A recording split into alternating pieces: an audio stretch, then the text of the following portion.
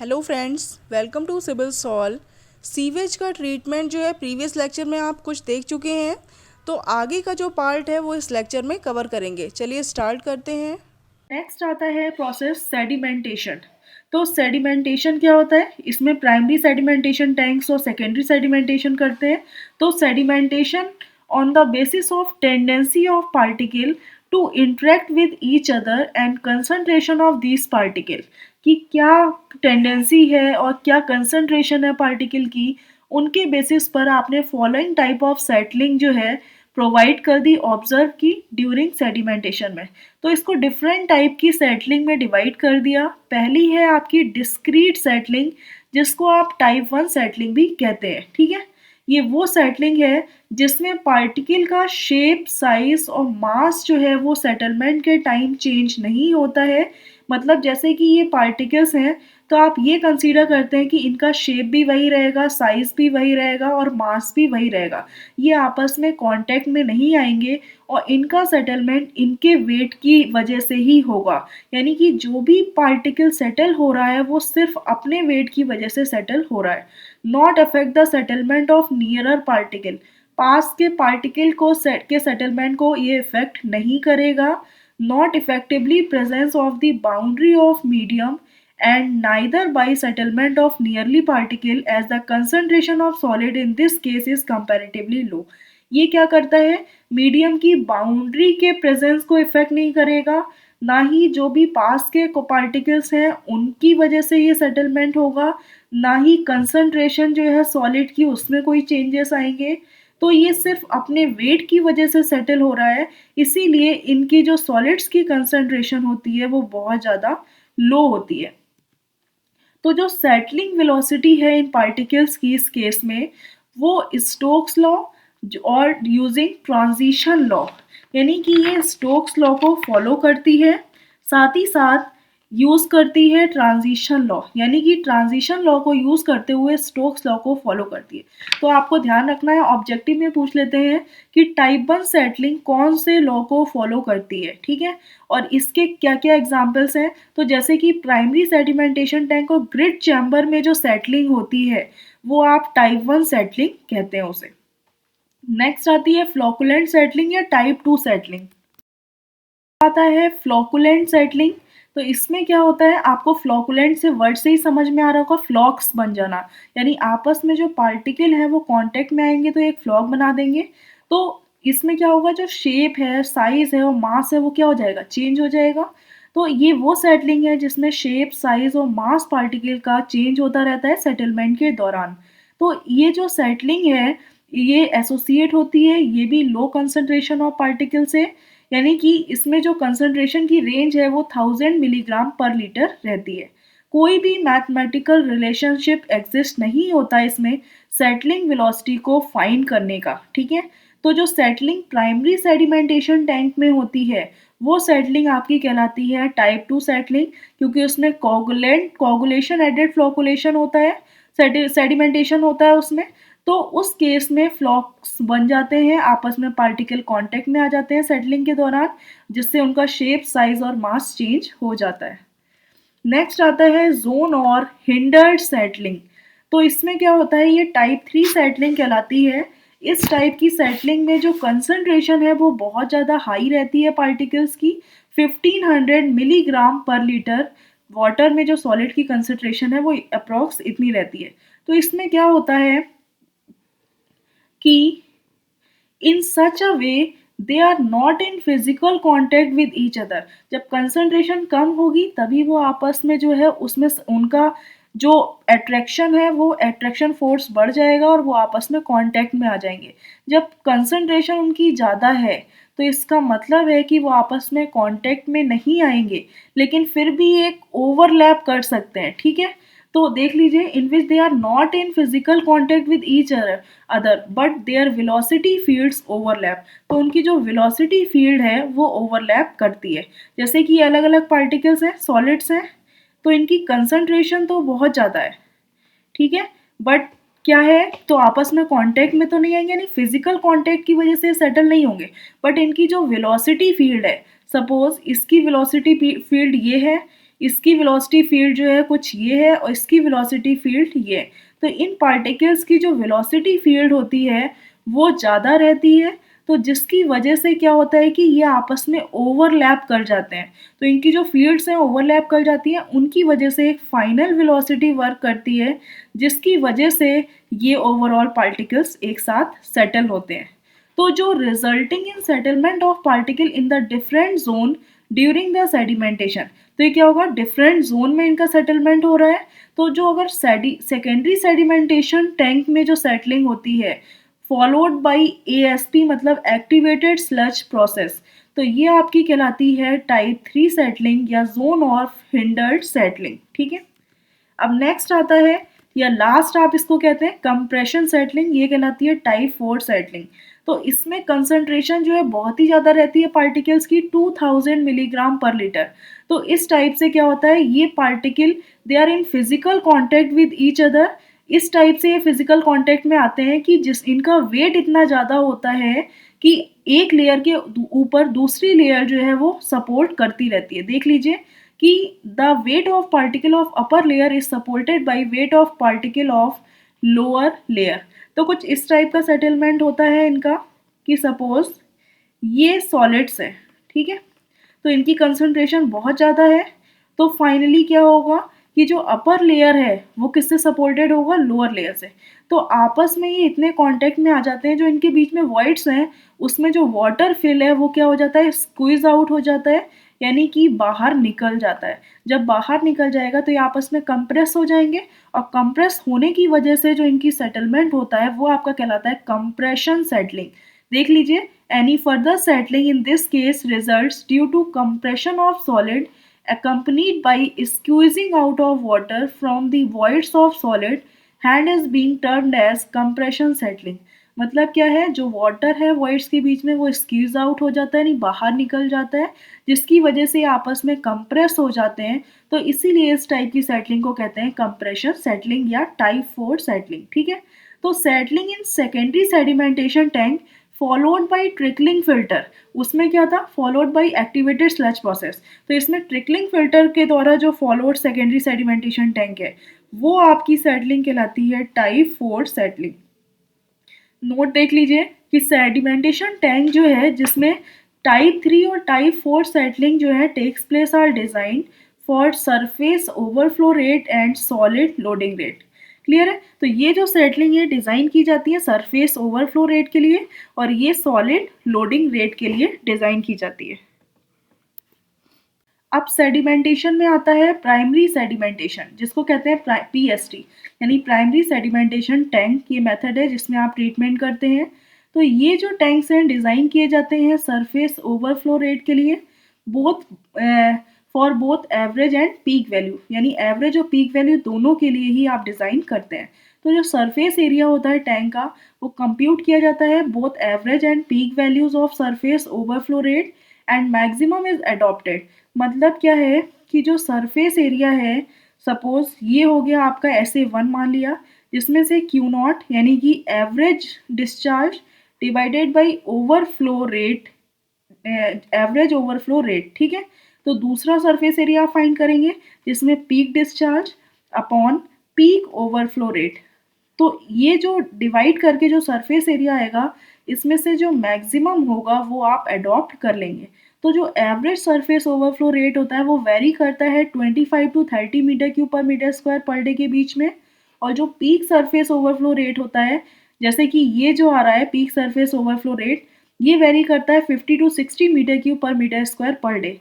तो इसमें average discharge से जब इसको डिवाइड करेंगे इसको जो है पीक डिस्चार्ज को जो है इससे डिवाइड करेंगे, तो जो सरफेस एरिया मैक्सिमम आएगा वो आप प्राइमरी सेडिमेंटेशन टैंक का सरफेस एरिया कंसीडर कर लेंगे। तो जो डेप्थ होती है टैंक की वो वेरी करती है 2.5 से 3.5 मीटर के बीच में, और डिटेंशन टाइम जो है वो 2 to 2.5 आवर्स के बीच में रहता है। हॉरिजॉन्टल वेलोसिटी ऑफ फ्लो जो है 0.3 मीटर पर मिनट, और width of tank is about 6 metre. ठीक है, तो ये कुछ वैल्यूज हैं जिनको ध्यान रखना है आपको। लेंथ टू विड्थ रेशियो जो होता है वो 4 to 5 की रेंज में रहता है। बस ये वैल्यूज और इनका ऑब्जेक्टिव पर्पस के लिए इनकी वैल्यूज आपको ध्यान रखनी है। जनरली जो क्वेश्चंस हैं वो ज़्यादा टफ नहीं आते कन्वेंशनल में, नॉर्मली सिंपली डिज़ाइन के बेसिस पर रहते हैं। अब नेक्स्ट आता है कोगुलेशन एडेड सेडिमेंटेशन। ये जो सेडिमेंटेशन होता है इसमें कोगुलेशन एडेड सेडिमेंटेशन होता है। ये जनरली अवॉइड करते हैं आप सीवेज के ट्रीटमेंट में। रॉ स्लज यानी कि जो रॉ वाटर था, जो प्राइमरी आप ट्रीटमेंट कर रहे थे रॉ वाटर का, तो उसमें तो आपने कोगुलेशन एडेड सेडिमेंटेशन प्रोसेस किया था, लेकिन इसमें जनरली अवॉइड किया जाता है क्योंकि जो केमिकल आप ऐड करते हैं कोगुलेशन टाइम पे वो माइक्रो ऑर्गेनिजम्स की ग्रोथ को रोक देते हैं, जिससे कि बायोलॉजिकल ट्रीटमेंट जो है वो फुलफिल नहीं हो पाता। तो जो कोगुलेंट की डोज है जो यूज़ की जाती है सीवेज ट्रीटमेंट में वो कंपैरेटिवली ज़्यादा होगी और ये कॉस्टली प्रोसेस पड़ जाता है क्योंकि अब आपको वाटर टर्बिड इसमें बहुत ज़्यादा मिलेगा। तो जब टर्बिड होगा वाटर तो कोगुलेंट की डोज भी बढ़ा देंगे और फाइनली ये प्रोसेस क्या होगा, कॉस्टली पड़ जाएगा। तो जो वॉल्यूम होता है स्लज का वो जनरेट होता है कोगुलेशन एडेड सेडिमेंटेशन में बहुत ज़्यादा, मेकिंग इट्स डिस्पोजल डिफ़िकल्ट, जिसकी वजह से इसको डिस्पोज करना स्लज को डिफ़िकल्ट हो जाता है। इसीलिए आप कोगुलेशन एडेड सेडिमेंटेशन प्रोसेस को अडॉप्ट नहीं करते हैं। अब बात करते हैं स्लज डाइजेशन की। तो आपको पता है कि प्राइमरी सेडिमेंटेशन टैंक से जो स्लज मिलता है वो क्या कहलाता है, 1 डिग्री स्लज कहलाता है या प्राइमरी स्लज होता है। तो उसको भी ट्रीट करना ज़रूरी होता है क्योंकि जो भी ऑर्गेनिक स्लज जनरेट होता है, ठीक है, वो जो है बहुत ज़्यादा हैज़ार्डस या हार्मफुल होता है एनवायरनमेंट के लिए। तो इसीलिए इसको जो है डिस्पोज करने से पहले आप ट्रीट करते हैं जिससे आप इजीली इसको डिस्पोज कर सकते हैं, ठीक है। तो जनरली आपको पता है जो डाइजेशन होता है स्लज का, वो डाइजेशन जो है या तो आप एरोबिकली करेंगे या आप एनारोबिकली करेंगे, ठीक है। तो फाइनली आपको पता है कि जो एरोबिकली आप करते हैं वो आप किसका डाइजेशन करते हैं, वो आप बायोलॉजिकल जो स्लज होता है उसको आप एरोबिकली ट्रीट करते हैं। और एनारोबिकली जो है, जो प्राइमरी स्लज मिलता है, जो प्राइमरी सेडिमेंटेशन टैंक से बनता है, उस स्लज को आप एनारोबिकली ट्रीट करते हैं क्योंकि अगर इसको आपने एरोबिकली ट्रीट किया तो इसमें कंसंट्रेशन सॉलिड्स की ज़्यादा होती है, जिसकी वजह से जो स्लज की क्वांटिटी है बहुत ज़्यादा बढ़ जाएगी और फाइनली माइक्रो ऑर्गेनिजम्स भी बहुत ज़्यादा ग्रो हो जाएंगे। इसीलिए आप प्राइमरी स्लज को हमेशा एनारोबिकली ही ट्रीट करते हैं क्योंकि वॉल्यूम जो है स्लज का वो बहुत ज़्यादा इंक्रीज हो जाएगा। और एरोबिकली क्यों करते हैं बायोलॉजिकल स्लज को, क्योंकि बायोलॉजिकल स्लज में जो ऑर्गेनिक सॉलिड्स हैं उनकी कंसंट्रेशन कम रहती है, इसलिए आप इजीली जो है इसको एरोबिकली ट्रीट कर सकते हैं। जब आप एनारोबिकली ट्रीट करते हैं तो जो भी ऑर्गेनिक मैटर होता है वो कन्वर्ट हो जाता है, यानी जो डाइजेस्टेड स्लज उसका जो रिमूवल हो रहा है, जो डाइजेस्टेड स्लज बन रहा है उसको आप कन्वर्ट कर देते हैं एसिड्स एंड एल्कोहल्स में एंड गैसेस में, ठीक है। जैसे गैसेस जो हैं कार्बन डाइऑक्साइड हो गया और मीथेन, तो इसमें आप कन्वर्ट कर देते हैं इजीली। आप इजीली इसको जो है स्लज को डिस्पोज ऑफ कर सकते हैं, ठीक है। तो जनरली जो वॉल्यूम होता है डाइजेस्टेड स्लज का, ये आपको ध्यान रखना है। तो डाइजेस्टेड स्लज का वॉल्यूम जो है आप 1/3 कंसीडर करते हैं वॉल्यूम ऑफ रॉ स्लज, क्योंकि जो रॉ स्लज है उसको आपने क्या किया, एनारोबिकली ट्रीट किया और एसिड्स एल्कोहल्स एंड गैसेस में कन्वर्ट कर दिया। तो फाइनली अब स्लज का वॉल्यूम क्या हो गया, कम हो गया। जो डाइजेस्टेड स्लज है तो उसका वॉल्यूम कितना रह गया, रॉ स्लज के वॉल्यूम से 1/3 कन्वर्ट हो गया, ठीक है। तो इसका जो कन्वर्जन होता है ये डिफरेंट माइक्रो ऑर्गेनिजम्स की हेल्प से होता है, यानी कि जो भी ऑर्गेनिक्स हैं, जो भी ऑर्गेनिक मैटर हैं वेस्ट वाटर में, उनको जो है माइक्रो ऑर्गेनिजम्स जो हैं डिफरेंट डिफरेंट टाइप्स के माइक्रो ऑर्गेनिजम्स उसको डिकम्पोज करते हैं। तो एनारोबिक डाइजेस्टिक की अगर आप बात करें तो उसमें डिफरेंट टाइप के माइक्रो ऑर्गेनिजम्स जो हैं यूज़ किए जाते हैं डिकम्पोजिशन के लिए। जैसे कि first type of micro organisms है आपका एसिड फॉर्मर। तो ये क्या होते हैं, ये फैकल्टेटिव और एनारोबिक माइक्रो ऑर्गेनिजम्स होते हैं, बहुत ज़्यादा सूक्ष्म होते हैं, जो यूटिलाइज कर लेते हैं ऑर्गेनिक मैटर को जो कि स्लज में प्रेजेंट है और इसको डिकम्पोज कर देते हैं एसिड्स एंड एल्कोहल्स में ऑफ लोअर मॉलिकुलर मासेस के, ठीक है।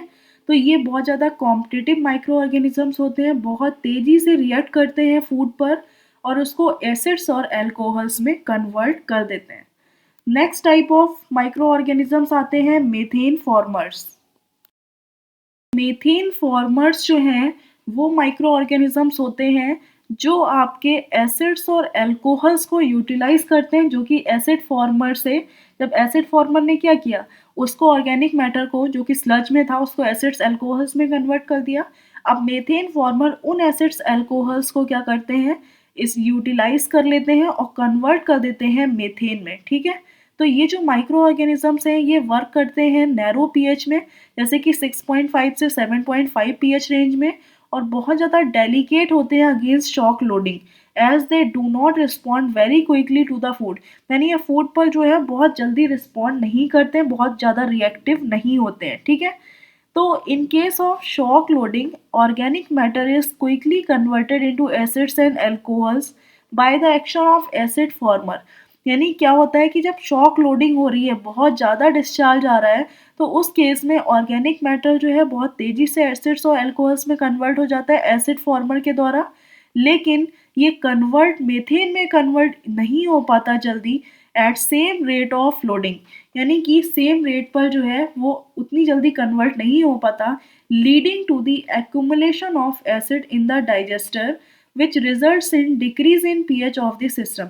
क्या होता है कि जब एसिड फॉर्मर है, ठीक है, तो ये एसिड फॉर्मर क्या कर रहा है, जल्दी से जब शॉक लोडिंग यानी बहुत ज़्यादा डिस्चार्ज आ रहा है, तो उस समय क्या करेगा, ये फाइनली एसिड्स और अल्कोहल्स में कन्वर्ट कर देगा बहुत तेज़ी से। तो एसिड्स और अल्कोहल्स में जो है वो क्या करेगा, मेथेन फॉर्मर इसको लेगा और इसको मेथेन में कन्वर्ट करेगा। लेकिन जब बहुत ज़्यादा शॉक लोडिंग आ रही है तो एसिड्स और अल्कोहल्स बहुत ज़्यादा बन गए। जब एसिड अल्कोहल बन गए तो पीएच रेंज क्या हो गई, कम हो गई, पीएच डिक्रीज होता चला जाएगा। जब पीएच वैल्यू डिक्रीज हो जाएगी और इस रेंज से बाहर आ जाएगी, यानी 6.5 से भी कम हो गई अगर पीएच रेंज, तो मेथेन नहीं बन पाएगा। मेथेन तब तक बनेगा जब 6.5 से 7.5 की पीएच रेंज रहेगी। लेकिन ये इतना ज़्यादा बन गया है कि वाटर की पीएच क्या हो गई, डाउन हो गई, जिसकी वजह से जो है फर्दर मेथेन नहीं बन पाया। तो देख लीजिए, accumulation of acid in the digester which results in decrease in pH of system, जिसकी वजह से पीएच डिक्रीज हो जाती है।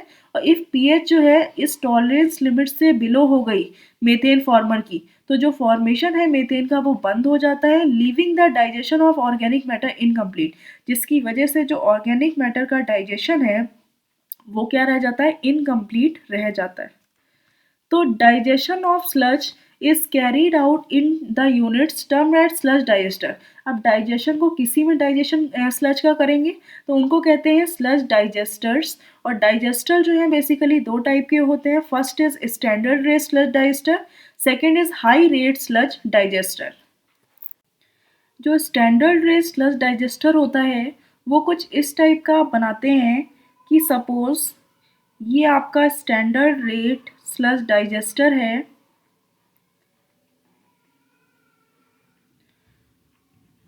तो इसमें क्या करते हैं, एरिया प्रोवाइड करते हैं जिसमें आप रॉ स्लज जो बनता है प्राइमरी सेडिमेंटेशन टैंक से उसको इसमें एंटर करवाते हैं। और ये क्या होता है, माइक्रो ऑर्गेनिजम्स के एक्शन के बाद इसमें कोई जब मिक्सिंग आप इंड्यूस नहीं कर रहे, तो मिक्सिंग नहीं कर रहे जिसकी वजह से लेयर्स में फॉर्म हो जाता है। तो जो मिडिल लेयर होती है वो होती है आपकी एक्टिव जोन, जिसमें माइक्रो ऑर्गेनिजम्स जो हैं उनका एनारोबिक माइक्रो ऑर्गेनिजम्स इसमें वर्क कर रहे हैं।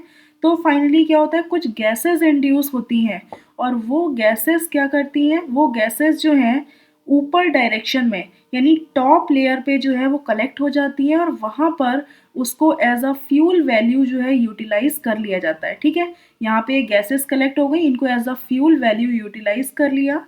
उसके बाद क्या होता है कि जो डाइजेस्टेड स्लज है वो बॉटम में कलेक्ट हो जाता है। यानी ये सब स्ट्रेटिफिकेशन हो गया, इसका अलग अलग लेयर्स में ये फॉर्म हो गए।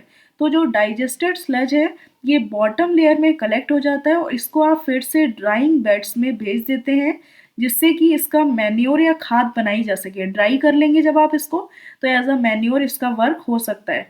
और जो ऑयल और ग्रीस वगैरह रहते हैं यानी जो लिक्विड्स वगैरह रहते हैं ऑयल के, वो क्या होते हैं इसकी टॉप लेयर पे ऊपर चले जाते हैं और एक स्कम लेयर फॉर्म कर देते हैं। स्कम लेयर होता है मतलब गंदी लेयर, जो मैला वगैरह पार्ट होता है वो जो है लेयर फॉर्म हो जाती है।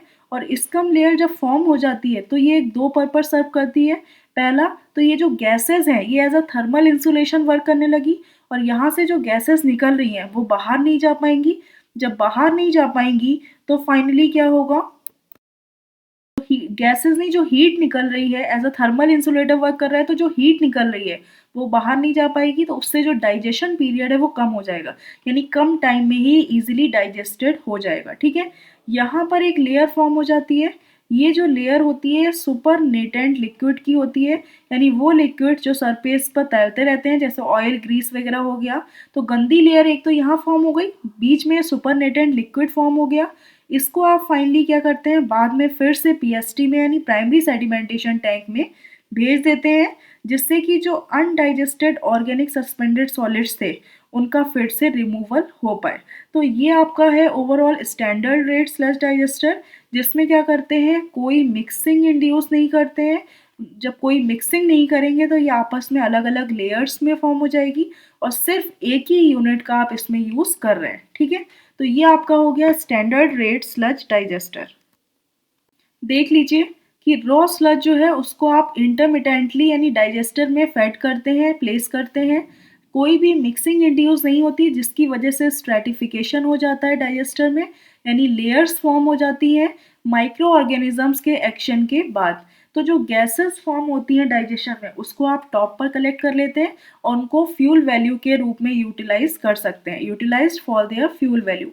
और जो ऑयल और ग्रीस वेस्ट वाटर में प्रेजेंट होता है वो टॉप लेवल पे राइज कर जाता है, जिसकी वजह से स्कम लेयर जो है SCUM स्कम लेयर फॉर्म हो जाती है, जो कि फॉलोइंग पर्पस को सर्व करती है। पहला तो as a thermal insulator work करेगी, जिसकी वजह से कोई भी हीट जनरेट हो रही है वो बाहर नहीं जा पाएगी सिस्टम के, जिससे कि डाइजेशन पीरियड कम हो जाएगा, यानी कम टाइम में ही और ज़्यादा डाइजेशन हो सकता है।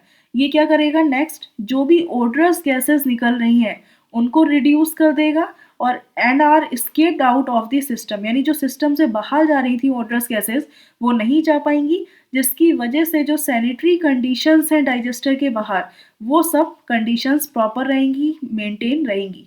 और जो सुपर नेटेंट लिक्विड है इज रीसर्कुलेटेड बैक टू पीएसटी, उसको फिर से प्राइमरी सेडिमेंटेशन टैंक में भेज देते हैं, जिससे कि जो अनडाइजेस्टेड ऑर्गेनिक सस्पेंडेड सॉलिड्स हैं उनका रिमूवल हो सके, introducing it in by the rising bubbles of the gases form during digestion, यानी कि इसको इंट्रोड्यूस करते हैं जैसे कि जो राइजिंग बबल्स गैसेस के फॉर्म हो जाते हैं डाइजेशन के टाइम पे, वो आपका as a supernatant liquid work करता है। अब नेक्स्ट आता है high rate sludge digester. Standard rate sludge digester में क्या होता है, इसमें आप दो स्टेज में इसको परफॉर्म करते हैं। हाई रेट स्लज डाइजेस्टर को, स्टैंडर्ड रेट स्लज डाइजेस्टर को आपने क्या किया, सिर्फ एक यूनिट में परफॉर्म कर रहे थे। यहाँ पे जो है आप इसको 2 यूनिट में परफॉर्म करेंगे। तो बेसिकली इसमें करते क्या है, जो आप स्टैंडर्ड रेट स्लज डाइजेस्टर में एक्टिव जोन था उसमें इसमें आप क्या कर रहे हैं, सिर्फ स्टेज 1 में आप एक्टिव जोन को आपने अलग कर दिया, सेपरेट आउट कर दिया, और यहाँ पे जो है आपने रॉ स्लज एंटर कराया, जिससे कि ईजिली यहाँ पे जो है आपने ये प्रोवाइड कर दिया, रोटेशन दे दिया, जिसकी वजह से जो रॉ स्लज है वो प्रॉपरली मिक्स हो सके। और यहाँ से जो एफ्लुएंट निकला उसको आपने क्या किया, स्टेज 2 में भेज दिया। अब स्टेज 2 में क्या होगा, सिर्फ स्टेज 2 में जो है आप जो लेयर्स हैं एक्टिव जोन की लेयर नहीं रहेगी, बाकी लेयर्स जो हैं आप इसमें प्रोवाइड करेंगे। तो फाइनली कुछ इस टाइप का रहता है। तो यहाँ पे क्या हुआ, अब ये इन्फ्लुएंट हो गया, यानी जो आप अंदर एंटर करा रहे हैं, जो स्टेज 1 से आया था एफ्लुएंट, तो उसको जब आपने यहाँ से एंटर कराया तो फाइनली इसको जो है 2 पार्ट्स में डिवाइड कर दिया। एक बॉटम का पार्ट जो है वो डाइजेस्टेड स्लज का बन गया, यानी जो डाइजेस्टेड स्लज है वो बॉटम में कलेक्ट हो गया, और जो गैसेस इंड्यूस हुई वो एज अ फ्यूल वैल्यू आपने यूटिलाइज कर ली, और यहाँ पे एक स्कम लेयर फॉर्म हो गई। ठीक है, और ये जो है आपका सुपर नेटेंट लिक्विड का चैम्बर बन गया। ये है आपका सुपर नेटेंट लिक्विड, इसको आपने फिर से क्या किया, पीएसटी में भेज दिया। ठीक है, तो ये ओवरऑल आपकी 2 स्टेज में जो है स्टैंडर्ड रेट स्लज डाइजेस्टर का प्रोसेस होता है। बस इसमें डिफरेंस इतना है कि जब आप इसमें प्रॉपरली एक्टिव जोन यानी स्टेज 1 में प्रॉपरली मिक्स कर देते हैं, जिसकी वजह से जो है मिक्सिंग की वजह से जो भी माइक्रो ऑर्गेनिजम्स हैं वो ऑर्गेनिक मैटर के प्रॉपरली कांटेक्ट में आ जाते हैं, एक जैसा इन्वायरमेंट क्रिएट हो जाता है, जिसकी वजह से जो भी इसकी इफ़िशियंसी है डाइजेशन की वो बढ़ जाती है और डाइजेशन पीरियड भी लेस हो जाता है। फिर उसके बाद आप इसको सेकेंड स्टेज में भेजते हैं, जिसकी वजह से डाइजेशन होने के बाद जो डाइजेस्टर स्लज है वो बॉटम में आ जाता है, सुपरनेटेड लिक्विड की एक लेयर फॉर्म हो जाती है, स्कम लेयर फॉर्म हो जाती है और गैसेस बाहर निकल जाती हैं। देख लीजिए, इसमें ऑपरेशनल स्टेबिलिटी जो है बहुत ज़्यादा रहती है, एक स्टेबल पैरामीटर है। तो जो हाई रेट स्लज डाइजेस्टर की बात करें तो डाइजेशन दो स्टेज में होता है। पहली स्टेज में जो है कंप्लीट मिक्सिंग आपने इंड्यूस कर दी, जो कि एक होमोजेनस एनवायरनमेंट को क्रिएट कर रही है throughout the volume of the tank, यानी टैंक के वॉल्यूम के थ्रू आउट, यानी पूरी तरीके से। Thereby increase the contact opportunity, जिसकी वजह से कॉन्टैक्ट अपॉर्चुनिटी माइक्रो ऑर्गेनिज्म और ऑर्गेनिक मैटर की बढ़ जाती है, जिसकी वजह से रेट ऑफ डाइजेशन इंक्रीज हो जाता है ऑर्गेनिक मैटर का, जो कि स्लज में प्रेजेंट है। तो इंटायर प्रोसेस जो है स्टेज 1 का, वो कंसीडर किया जाता है एज अ एक्टिव जोन। ठीक है, कोई भी चेंज नहीं होता वॉल्यूम ऑफ स्लज में takes place in stage 1 as dewatering does not takes place, क्योंकि आप सिर्फ एक्टिव जोन में मिक्सिंग कर रहे हैं, तो वॉल्यूम जो भी वाटर है उसको आप रिमूव नहीं कर रहे हैं, तो ओवरऑल वॉल्यूम उतना ही रहता है स्टेज 1 में। उसके बाद जब स्टेज 2 में आप डालेंगे तो सेम वॉल्यूम ही एंटर करेगा।